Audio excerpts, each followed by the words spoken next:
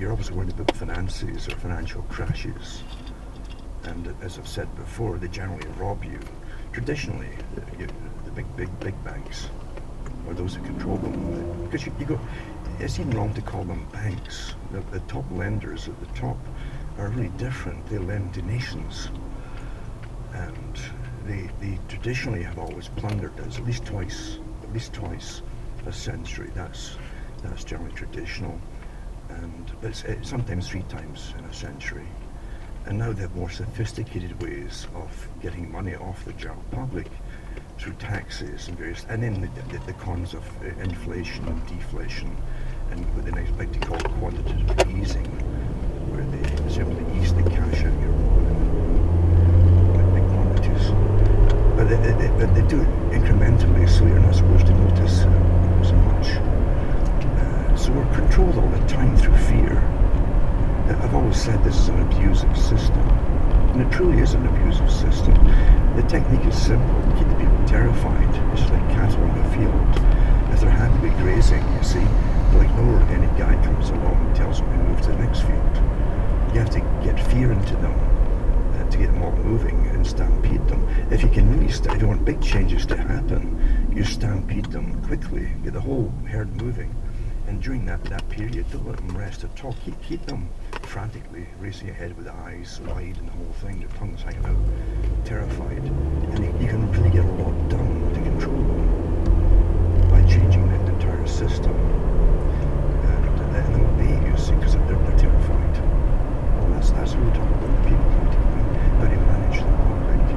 And it's awful for them to have a long period of not too much happening, you see. So financial crashes, you're always living in fear. You can't win in this system if you're ordinary people. You really can't. It's not meant that you win anything, actually. Maybe a scratch and win, but you lose it again next time you buy tickets. It's all a setup and a big con. Because if you won, you don't be happy. Happiness is the last thing they want the public to have. You're supposed to always listen to experts, you see. And experts always terrify you of all the awful things that could happen when you're alive. And most folk now can't even think without experts. Like Bertrand Russell says, we're training the public to be basically inadequate without the advice of experts on the basic things. And even like changing diapers on babies, now you need lessons on how to do it. People can't think for themselves. But that was, when they started the Weather Channel, they even got a book out on it ages ago from some of the guys who worked on it, and they were set up there to terrify the public. So a little bit of drizzle, it could be possible flooding coming your way. Everything became a crisis, utter nonsense. But that's how you do it, you terrify the public through the data. It's information, but information doesn't mean true or untrue. It's just data, you see. And very often it is untrue.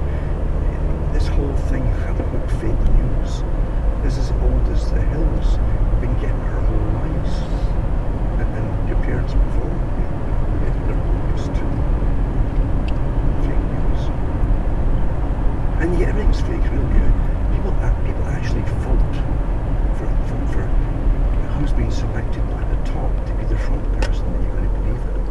And they all belong to the same. It comes from foreign relations group. They're all selected regardless of the party they're at the top. They're all selected. But Carl Quigley talked about that, and he should certainly have known about it, since he was the official recorder of their histories.